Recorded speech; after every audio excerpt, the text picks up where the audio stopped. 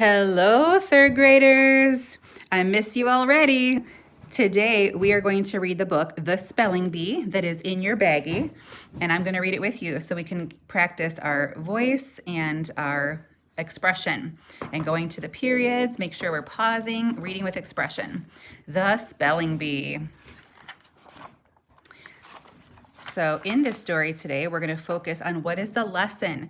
We've been talking about morals of stories or lessons. So at the end of the story, we should be able to focus on what the lesson is of the story. The Spelling Bee.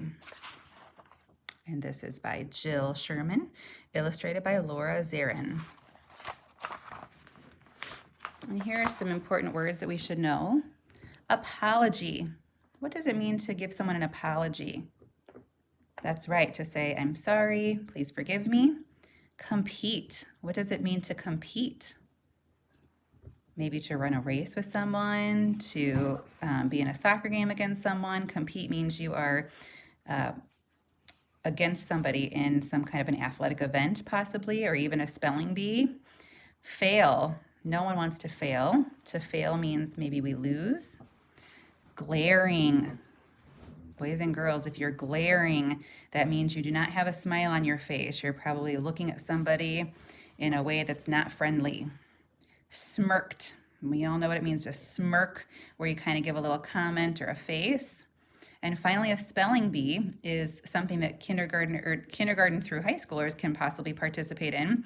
Our school, City of Hobart, has a spelling bee that is with one of the sororities in our community, and a spelling bee is when you go against others in a spelling contest. So here are some of our characters today. Jasmine. Jasmine smiled. She was sure she was going to win the class spelling bee. Good luck, Finn, the other speller said. She smirked at him. Now look at her face.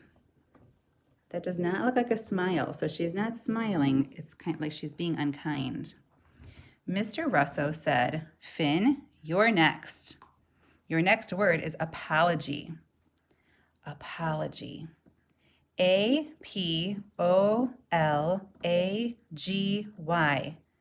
Apology, he said slowly. Mr. Russo said, I'm afraid that's wrong. He asked Jasmine to spell the same word. She smiled and spelled it correctly. Then she spelled another word correctly. Now look at her face. Mr. Russo cheered. Class, let's give our new spelling champ a round of applause. Jasmine, are you ready to represent our class tomorrow in the school-wide bee? Mr. Russo asked. Yes, she replied. During lunch, everyone was talking about the spelling bee. Jasmine walked by the table where Finn sat. I can't believe you're going on stage in front of the entire school, Lily said. How hard is it to spell a few words? Jasmine asked. Not that easy. You beat all of us, Finn said. Well, you all only had to spell baby words, she replied. Now, is that being kind? I don't think so. The next day, Jasmine looked at the spelling bee winners from the other classes. She hadn't thought about how she'd have to compete against older students. So here's Jasmine. Now, I can inference there that she's looking a little intimidated or a little worried because some of these classmates are older than she is. Jasmine saw Josh, a fourth grader she knew from her block. I think I might win this year, Josh told her. Me too, Jasmine said. Josh laughed and said, second graders never win. Well, I'm pretty good, Jasmine bragged. I won my class B on the word apology. Josh asked, that's kind of a baby word, isn't it? Jasmine blushed. So she might be a little embarrassed if she's blushing. Principal Lopez started to explain the rules for the spelling bee, but Jasmine wasn't listening. What kinds of words would she have to spell? I probably should have studied the word list Mr. Russo gave the class, she thought. So looking at her face right here, I can inference that she is not so sure. Jasmine sat on stage with the other spelling champs. Her hands were sweating.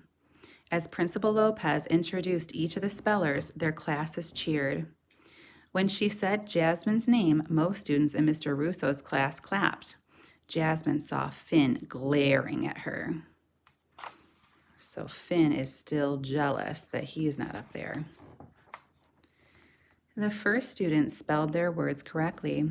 Jasmine knew some of them, but not all of them. Finally, it was her turn. Look at her face. She does not look like she's ready. She does not look certain. Your word is caterpillar, said Principal Lopez. Jasmine's heart sank. She had never spelled this word before. She tried to sound it out. Caterpillar. C-A-T. Jasmine paused. E-R-P, she continued, but she wasn't sure what came next. I-L-E-R, she finished. I'm sorry, but that's wrong, Principal Lopez said. Jasmine returned to her chair. That was it. She was out on her first word. Yesterday, she was sure she could win. Jasmine looked out and spotted Finn. Now I know how he felt, she thought. Look at her face there.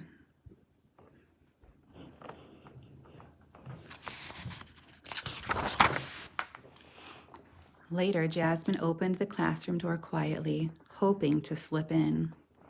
Way to go, Jasmine, Lily said. Yeah, bad luck on that word, Finn added. You're not mad at me? Jasmine asked. I said such mean things yesterday. I'm really sorry. It's all right, Finn replied. Besides, it was really brave to go against those fifth graders, he said. Thanks, Finn. Now I understand how you felt yesterday. It is okay to fail, but it's not okay to be mean about it, Jasmine said. You never know how others feel until you're in their shoes, she added. Finn looked at his shoes and laughed. Boys and girls, what does it mean to be in someone else's shoes? Does it mean you borrow their shoes? Or does it mean you are walking, pretending you're walking in their shoes and how they're feeling?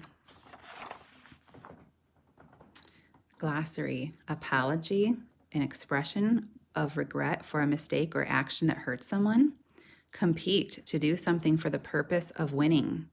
Fail, to not succeed. Glaring, staring in an angry way. Smirked, smiled in a mean way. Spelling bee, a competition in which people spell words. So boys and girls, let's go back to the beginning. What is the lesson of this story? I want you to think about that, and we'll talk more about it tomorrow.